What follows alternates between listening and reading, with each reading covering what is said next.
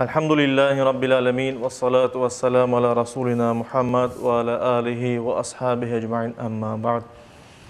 Selamun aleyküm saygılı cemaat-ı muslimin. Yüce Rabbimiz bu mübarek cuma gününde yapacak namazlarımızı, ibadetlerimizi, dualarımızı en güzel şekilde kabul ve makbul eylesin inşallah. Bugün vaazımızın ve hutbemizin mevzusu hicret hakkında olacak. Hicretinin hikmetleri. Hicret ne olganı biz hepimiz bilemiz. Bir yerden başka yerge koçmak demek Arapça bir söz. Hicret onun tamırı ayrılmak sözünden kere bir yerden ayrılmak manasındadır. Bir de bir kimse, bir insan ya da birkaç insan, bir halk ya da bir gruppa insanlar tuğan, yaşayan yerlerinde başka yerge koçseler buna hicret deyilir Arap dilinde ve şu cümleden endi artık Kırnadar dilinde de böyle aytılar. İşte Müslümanların hicret aytılğana daha ziyade Peygamberimiz Muhammed Mustafa sallallahu aleyhi ve sellem'nin ve sahabelerinin Mekke'den Medine'ye koçmeleri, hicret etmeleri koz ogunde tutulmakta. En evvela bunu kaydetmek gerek ki Yüce Rabbimiz insanları yaratkandan son onlarını tek başına kaldırmadı. Her daim insanların arasından peygamberler saylagan ve şu peygamberler insanlara Allah'ın sözünü yetkizdiler, doğru yolunu öğrettiler. Dinini tekmillemek için şu cümleden Peygamberimiz Muhammed Mustafa sallallahu aleyhi ve sellem Hatemul Enbiya peygamberlerin sonkusu muğru olarak bu dünyaya geldi, yollanıldı peygamber olarak. Ve Peygamberimiz Muhammed Mustafa sallallahu aleyhi ve sellem insanlarını en evvela öz tuğanlarını, öz kavmini, öz kabilesini İslam dinine çağırmaya başladı. Hidayetke, doğru yolga çağırmaya başladı. İslam dinine çağırmaya başladı. Ama onun kabilesinin çokusu, Mekke'de yaşayanların çokusu İslam dinine yanaşmadılar birinci vakitte.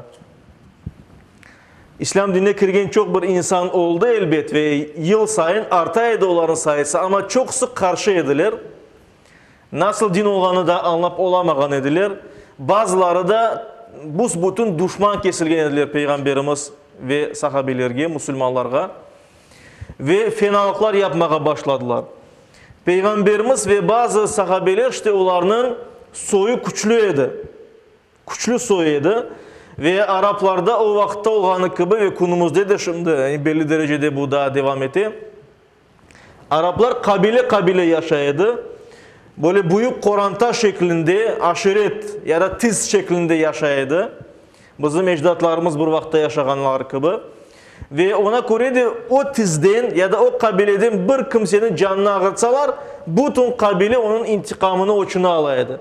Yani bir kimseni mesela öldürseler kan davası başlaydı ve bu kabileden, bu tizden, bu aşiretten olganlar o cinayetini yakan aşiretten bir kimseni öldürmeyince toxtamaydılar ve ona göre de bazı soy sopu güçlü olgan aşiretler çok kalabalık olgan işte Peygamberimizin soyu Hazreti Ebu Bekir'nin mesela Hazreti Umer'nin Osman'ın soyları onlar güçlüydü. Onlar İslam'ını kabul etken olsalar da onlara böyle kılına edilir ama pek bir şey yaptı olamayediler. Ama bazı Müslümanlar var idi ki zayıf edilir, uzaklardan kelgen edilir ya da kul edilir.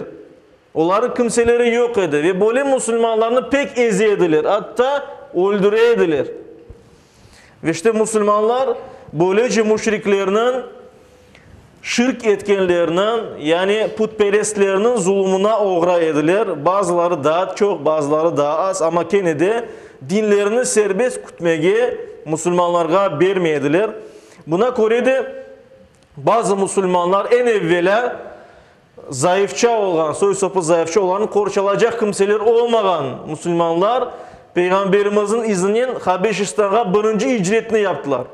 5. peygamberlikten 5. yılında İslam dini kelgenden son 5 yıl geçtiğinde Peygamberimiz 5 yıl İslam dinine çağıra ve bazı işte Müslümanlar Habeşistan degen günümüzdeki Etiyopya degen memleketke koçup ketkenler dinlerini yaşamak için. Onlara zulüm etilmesin diye. Peygamberimiz sallallahu aleyhi ve sellem bunu aytkanın dedi ki o yerde adaletli bir melik var. Melik degeni yani kral ya da çar manasında, padişah. Adaletli bir padişah var. O Hristiyan idi ve o demek ki başka dinlerden olanlarını sıkmayaydı. İşte o yerge bardılar. Onların da kaytarmağa istegendiler. Onun uzun bir hikayesi var elbet ama asıl biz geçimiz asıl hicretke. Artık Mekke devrin sonuna doğru gelgendi. Peygamberlikinin İslam dinini yayılmaya başlaganın 12. ve 13. senelerinde hacılık mevsiminde Akabe biatları olup geçti. Akabe degen bir yerde Medine şehrinden, o vakit Medine değil de Yasrib adıydı onun. Yasrib adıydı. O şehirden kelgen ediler insanlar. Peygamberimiz onlarını laf etti ve onlar Müslüman olgan ediler. Ve Peygamberimizge Akabe aytılgan yerde Peygamberimizge biat ettiler. Yani söz verdiler onun yolunu tutacağına, Müslüman olacaklarına, Peygamberimizin korşu alacaklarına vesaire. Birinci hacılık işte 12. yılda olgan, 12. peygamberlik yılında olgan hacılıkta 12 kişi var idi. Peygamberimiz sallallahu aleyhi ve sellem onlara din anlattı. Onlar Müslüman oldular ve onlarla beraber İslam dinini yaymak için sahabelerden Mus'ab bin Umeyr'ni yolladılar. Medine şehrini, o vakit Yathrib degen şehirge. Ve onlar kettiler ve gelecek yıl endi Müslümanların sayısı arttı. Allah-u Teala Medine'de yaşayan insanların yüreklerini İslam'a açtı. Ve çok sayıda Müslümanlar İslam'ı kabul etkenler olduğunda. Ve bir yıldan sonra endi 75 kişi geldi hacılık yapmaya Mekke şehrini ve 75 kişi Peygamberimizge biat ettiler, söz verdiler. Müslüman olup Peygamberimizin korşalacaklarına, tutacaklarına vesaire ve onlardan 2 tane kişi kadın idi.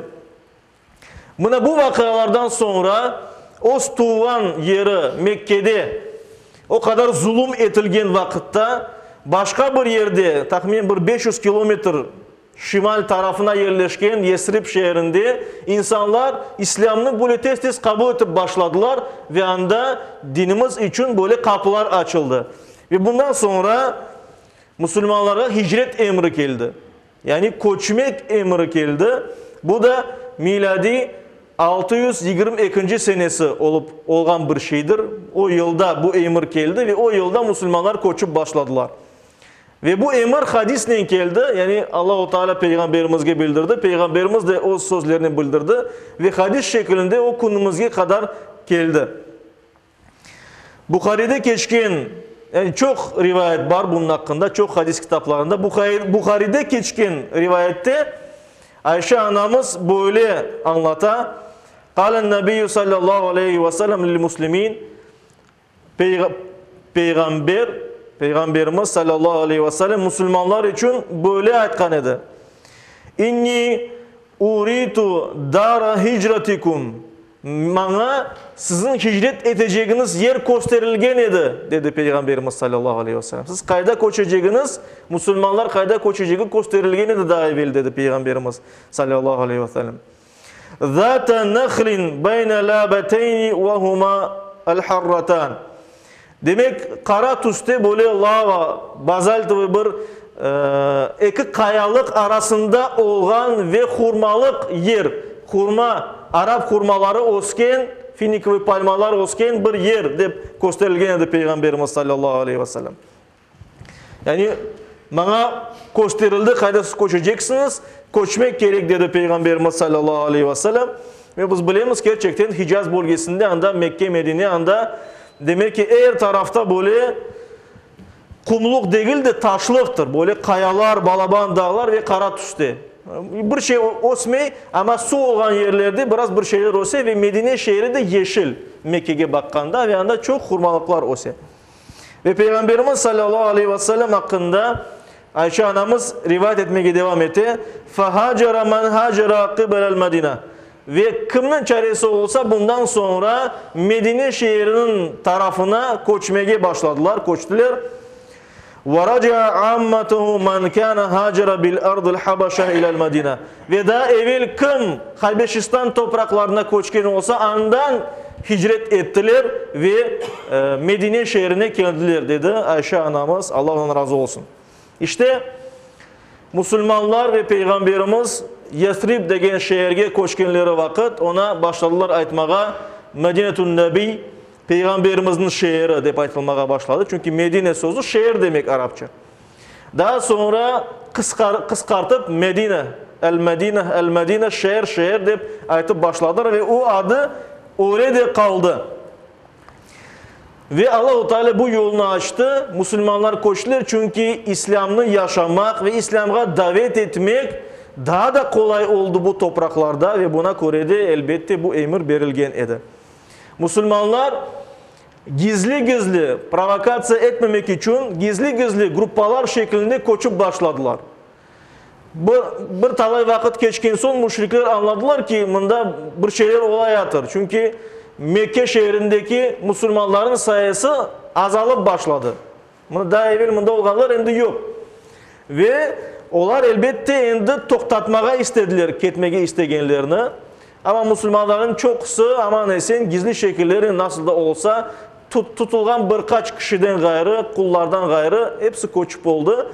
Ve hepsi gizli bunu yaptı. Sadece gizli yapmagan Hazreti Ali'nin rivayetine göre Hazreti Ömer bin el-Hattab, Allah onun razı olsun, o açıktan kılıcını taktı, vardı Kabe'nin yanına 7 kere tavafını yaptı ve daha sonra ilan etti. Ey Kureyş kabilesi, men hicret etem, dinimni yaşamak için Mekke'den Medine'ye kim toktatmağa istese o gümge çıksın dedi. Ve öyle de aylanıp gitti ve onunla beraber de bir 20 kişi daha gitti ve koçtular. Demek ki birçok Müslüman endi koçup ketken edi. Ve Peygamberimiz sallallahu aleyhi ve sellem da akabe biatları olganda ve daha sonra ozu Medine şehrine koçkendi. Koçken Müslümanlar, muhacir dep olarga aytıldı. Koçken Müslümanlar. Ve o yerde Medine şehrinde yaşayan yerli Müslümanlar anda iki tane Arap kabilesi yaşaydı. Avs ve Hazrac. İki tane demek ki Hazrac kabilesi. Bu kabileden olan Müslümanlar niyen?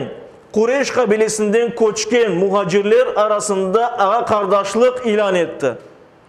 Ve koçken Müslümanlara yardım etken bu Araplarga, Medineli Araplarga da Ensar adı verildi. Yardım etkenler adı verildi. Ve böylece ağa kardeşlik o kadar idi ki onlar koçkenler yerli Müslümanların evlerinde yaşadılar. Onlarını aşağıtaydılar. Hatta bazıları mallarının yarısını veriyediler yanı kardeşlerine. Böyle ağa kardeşlik ilan etilgenidir. Bu ağa kardeşlik Kur'an-ı Kerim'de de anıla elbet. Bazı ayetlerde mesela Ali İmran suresinin 103. ayet-i kerimesinde Allah-u Teala böyle buyura. Estaizu billah. وَاَعْتَصِمُوا بِحَبْلِ اللّٰهِ جَمِيعًا وَلَا تَفَرَّقُوا. Ey iman etkenler, birbirimizge, Müslümanlarga, en evvela Peygamberimiz vaktinde yaşayan ama en bütün Müslümanlarga, şu cümleden bizlerge müracaat barmında, ey iman etkenler, Allah'ın yipini, yani Allah'ın dinine sımsık sarılınız, tutununuz buyurula, emir eteli ayet-i kerimede. وَلَا تَفَرَّقُوا ve birbirinizden ayrılmanız. Bir olunuz. وَذْكُرُوا نِعْمَةَ اللّٰهِ عَلَيْكُمْ اِذْ كُنْتُمْ اَعْدَاءً. Ve hatırlanınız ki Allah-u Teala sizge nimet verdi. Siz birbirinizge düşman olganınızda, birbirinizge düşman ediniz. Şu cümleden bu Medine şehrinde yaşayan iki kabile, Avs ve Hazrac kabileleri birbirinden uzun yıllar cenk etken ediler. Birbirinden cenk etken ediler, cenkten çıkan ediler. Ve birbirine düşman edilir de Allah-u Teala sizge nimet verdi, sizi birleştirdi. Sizge güç kuvvet verdi dey Allah-u Teala Kur'an-ı Kerim'de. فَأَلَّفَ بَيْنَ قُلُوبِكُمْ. Yüreklerinizi birleştirdi. Birbirini sıcak etti yüreklerinizle. فَأَصْبَحْتُمْ بِنِعْمَتِهِ اِخْوَانًا. Ve siz Allah'ın bergen nimetinin, Allah'ın dininin birbirinizge ağa kardeş oldunuz. وَكُنْتُمْ عَلَى شَفَا حُفْرَةٍ مِنَ النَّارِ. Ve siz bir adım da cehennem ateşine düşmekten bir adımdaydınız değil Allah-u Teala. فَاَنْقَذَكُمْ مِنْهَا. Ve Allah-u Teala sizi bundan kurçaladı. Cehennem ateşine düşmekten kurçaladı. Kezalike yubaynullahu lekum ayati. Böylece Allahu Teala sizge ayetlerini, delillerini sıralay, açıklay. Leallekum tehtedun. Belki de siz doğru yolunu taparsınız, doğru yolda olursunuz. İşte Müslümanların çoksu koştu. Peygamberimiz, onun en yakın dostu Hazreti Ebu Bekir, Hazreti Ali ve birkaç da Müslüman kaldı ki ketmege çareleri olmayan, ya pek kart olgan ya da sahipleri tutkan kullar, Müslüman kullar vesaire. Ve müşrikler de buna Müslümanlar koştular, ne yapmak gerekmez deyip bir akıl tanışmak için toplandılar. Mekke'de Kabe'nin yanında Darun Nadva, toplanılgan yer manasında bir yer var idi. Anda Kureyş kabilesinin Mekkelilerin ileri kelgenleri, yolbaşçıları toplanıp akıl tanışadılar. Ne yapayıq deyip. İşte o yerde toplanıp başladılar düşünmeye ne yapayıq? Ne yapayıq da Müslümanların toktatayıq? Onların böyle oğunu kapatayıq. Babalarımızın dinini bozmasınlar deyip. Aramızga fitne sokmasınlar deyip. O düşünceni. Ve bu Kur'an-ı Kerim'de anıla. Enfal suresinin 30. ayeti kerimesinde Yüce Rabbimiz böyle buyuruyor. Estaizu billah. Ve iz yemkuru bikellezine keferu. Ve sana bir tuzak kurmağa istediler kafirler. Yani iman etmeye istemeyenler sana tuzak kurmağa istediler. Liyuthbituka, seni tutup bağlamak için. Av yaktuluk, ya da seni öldürmek için. Av yuhricuk, ya da seni çıkarmak için Mekke şehrinden. Yani bir tuzak kurayık, bir şey yapmak gerekmez. Ne yapayık? Ve bazıları ayetler kendisi onu bağlayık, tutuklayık, bizde esir olsun, Müslümanlar onsuz bir şey yapılamayacak. Bazıları dediler onu çıkarayık, ketsin, kayda ketmeyi istese ketsin. Bazıları ayetler onu öldürmek gerek. Ayet-i kerimede buyurulğanı gibi. وَيَمْكُرُونَ وَيَمْكُرُ اللّٰهِ. Onlar bir tuzak kurmağa planlaştıraydılar ve Allah da bir tuzak, yani Allah da bir şey düşüneydi onlar için, nasıl bir plan düşüneydi. وَاللّٰهُ خَيْرُ الْمَاكِرِينَ. Ve Allah tuzak kurganlarının en yaxşısıdır. Yani Allah-u Teala bir şeyin yapılmasını istese o olacak. Ve öyle de oldu.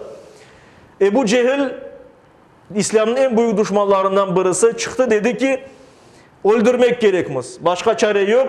Peygamberini öldürmesek, Muhammed'ini öldürmesek bu İslam'ı totatıp olamayacakmız. Ve son böyle teklif etkeniydi. Ya aydalar yakın onu öldürecek. Onun soy sopu var. Haşim oğulları.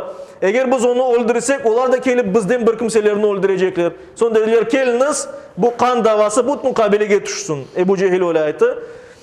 Er bir kabileden, er bir soydan, er bir korantadan birer tane yaş yigit ayıracakmız ve onlar hepsi varıp peygamberini öldürecekler. Ve sonra kan davası olsa bu mukabileye olacak. O Muhammed'in soyları da bizim kanımızını akıtıp olamayacaklar. Belli olmayacak kim öldürgeni. Ve buna böyle planla çıktılar ve gece peygamberimizin evini çevrelediler her taraftan. Çünkü çıkkanda öldürmeye istediler. Evde öldürmek bu namertlik idi. Akaylıkka yaraşmayan bir şeydi. Yani bir kimse barıp o evinde adamı öldürecek mi? Çıksın silahının beraber o yerde öldürecekmiz dediler. Ve şu cümleden Allah-u Teala emir etti Peygamberimizge sallallahu aleyhi ve sellem çıkmağa. O da Hazreti Ebu Bekir'le anlaştı. Ve onlar çıkmağa planlaştırdılar. Ve Peygamberimiz Hazreti Ali'ye dedi sen benim yerime kal, benim yatağıma yat. Allah-u Teala bir şey temin edir ki sana bir şey olmayacak. Ve Hazreti Ali o vakit daha bağlıydı. Peygamberimizin yatağına yattı, kapandı. Ve Peygamberimiz Ebu Bekir'le beraber kapıdan çıkıp gittiler. Ve Allah-u Teala öyle yaptı ki bütün bu etrafta olan düşmanlar onların gözleri görmedi bunu. Peygamberimizin ve Ebu Bekir'in evlerinden çıkanlarını görmediler. Yani o kadar durdular. Bir evge bakalar niye Muhammed çıkmaya bir bakalar anda sanki yuklay. Haydi yuklay deyip sabaha doğru kırıp baksalar anda Hazreti Ali. Anladılar ki kaçtı. Gitti, koştu Peygamberimiz sallallahu aleyhi ve sellem. Ve ona göre de aman her tarafta insanların yolladılar. Kim peygamberimizini tutsa, yakalasa, oğlu ya da trik etilse ona 100 deve verecekmiz deyip ve her taraftan en Mekke şehrinden etrafından bütün insanlar zengin bay olmağa istegen her bir kimse çıktılar yolga aramağa her tarafka. Ama Peygamberimiz sallallahu aleyhi ve sellem bir hile yaptı. Bu da Kur'an-ı Kerim'de de buyurulganı gibi. O Medine yolundan ketmedi. Şimal tarafına ketmedi. Aylanıp Cenub tarafına vardı. Ve de anda Sevr degen bir koba var idi. O Sevr kobasında 3 gün kadar Ebu Bekir'in beklegen edilir. Ama Araplar her tarafta kıdıra edilir. Mekkeliler, müşrikler. Ve ona göre o yerge de barıp yetkenler. O yerge barıp ketkenler anda Peygamberimizin mucizelerinden en büyüklerinden birisi olup geçti. Biz bilemiz ki hadislerde anlatıla, Kur'an-ı Kerim'de anlatıla. İşte Koba'nın ağzında Peygamberimizle Ebu Bekir kırdılar anda beklemek için. Ama onun işte ağzında kırışında bir terek osup çıktı. Örümcek os ağını serdi ve o terekte de bir kuş yuvasını yaptı. Ve adamlar geldiler anda Araplar dediler ki bunda da peygamber olması mümkün. Kana bakayak bunda ama Muhammed bunda değil mi? Sonra dediler siz görmeyesiniz bunda kapalı bir adam kirecek olsa bunda hepsini bu bozup kireredi. Örümcek ağı var bunda. Yani bir kimse kirmeyse imkansız değil. İmkansızdır daha doğrusu.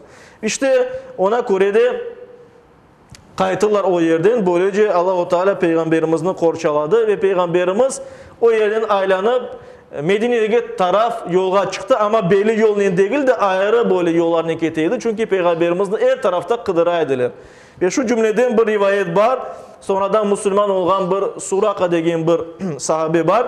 O da Peygamberimizini kordu ve onun peşinden atını çaptırdı ve atı toktalıp kalaydı, barmaydı.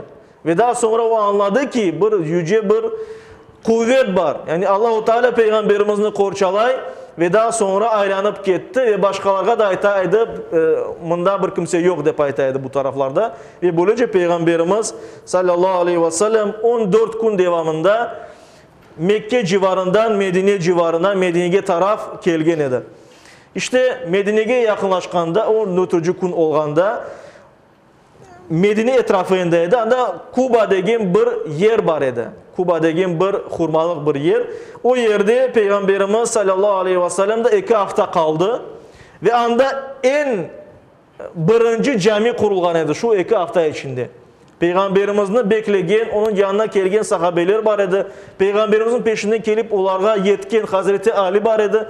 Ve onlar hepsi beraber o yerde birinci mescit kurdular. Kuba mescidi. İşte ondan sonra onlar yola çıktılar ve ketkende Kuba'dan Medine'ye ketkende Ranuna degen bir vadi var. Bir tane ova var. İşte o vadide birinci cuma namazı kılıngan idi.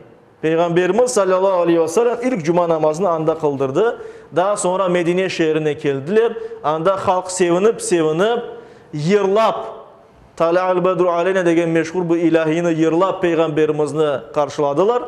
Ve Peygamberimiz sallallahu aleyhi ve sellem'nin birinci işlerin ne oldu? Başladı Meşrid-i Nebevi, Peygamberimizin camisini kurmağa.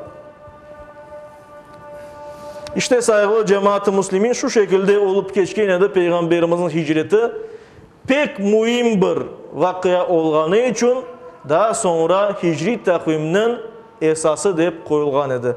Yüce Rabbimiz her birimizge bu hicretten hikmetler çıkarmağa, Müslüman olarak yaşamağa, Müslüman olarak son nefesini vermeye her birimizge nasip eylesin. Amin. Bi rahmetike ya rahman rahim.